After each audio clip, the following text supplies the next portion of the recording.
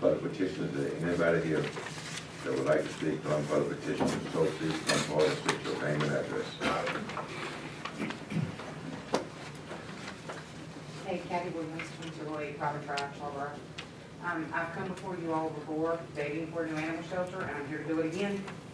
Mr. Boswell and Ms. Powell, I run the Citizens Academy that the Sheriff's Office did, and saw a presentation by Animal Services, and there's a bathroom at the training center that is bigger than the storage room at the animal shelter for food and supplies. You know, the county is moving. You've seen everything about the new jobs coming. It is embarrassing to walk people through that shelter that are not from around here. It is old. I mean, there's no fixing it. I don't know what happened to the town trying to combine with the county, but something's got to be. It's not fair to the animals. It's not fair to the animal services workers that actually care about the animals. It's not fair to the sheriff's office. He took a pay cut coming in the door, and he doesn't even know anything about animal control, bless his heart. You know, fortunately, he's got people that do. But it's just, it's pitiful. And I don't know, we've got people that are willing to donate. We've got fundraising ideas, but we have to have commitment, because there's been too many other counties where money was raised and then it disappeared. So I can't in good faith ask people to donate to something if we don't know that it's gonna happen. You know, we've got organizations that are donating vaccines to us. You know, we've got so many people trying to help us with this little building, and the animals are not slowing down. People in this county just, you can tell somebody, if you turn your animal in today, it will die, there's no room. They don't care. They signed the paper anyway. And that's not fair to the staff that doesn't want to have to euthanize a healthy animal because they don't have a choice. So I'm begging you to please reconsider somehow finding money for a shelter. There's money for other things all the time, so I know there's grants out there. We had a great lady that was helping us with grants, and she left. I don't know if that position was refilled or not, but you know, there's money out there to be found. It's just finding somebody to look for it and be willing to do it. Thank you. Thank you.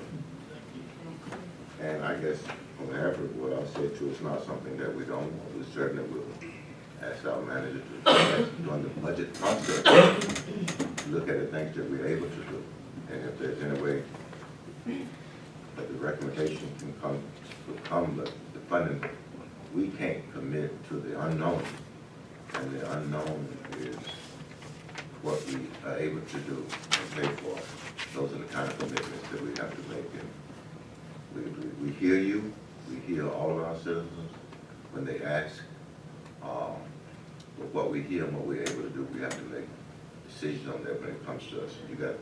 Mr. Chairman, I'm just simply going to say that the easiest way to do that is find some land to build it, get a plan for what the building should look like, and have somebody there. That's how you get your help. You get your help by showing something. Okay. And the complaint will go away, and the work will start. Mr. Chairman, I just found 3. All I did was Google it. $25,000 grants right there. For building a shelter?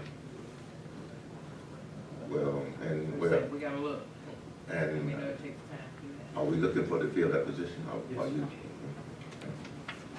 And I can say we're here and we want to look for the grants. And when anybody is available, know that they're available, we certainly will look for grant money for whatever that we bring into the country, for whatever purpose. When I go to NACO, I'll ask about it there. We hear your concerns.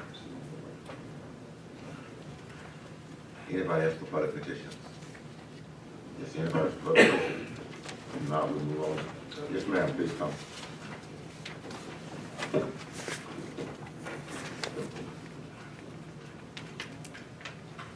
me get the chairman's original. My name is Janice Thompson. My address is 110 Rollo Drive. And the new animal shelter ain't gonna stop animals from being killed. Honorable Commissioners, due to the numerous animal welfare complaints, you established the Animal Welfare Advisory Council. I'm deeply saddened to inform you that based on the way the council members are selected, there will be no hope of real change for animals in Edgecombe County. The term is up for many council members, and I sincerely hope that you will intervene and make sure the selection process is changed to best serve and protect the interests of animals in Edgecombe County. I'm formally complaining about the selection of members, attendance of members, and attitude of one member. It appears the council is stacked with members who are neighbor, friends, or acquaintances of Eugene Taylor, who is the lead animal control officer. Several members are also government-funded employees. With so many biased council members, all votes will only be in favor of what animal control proposes.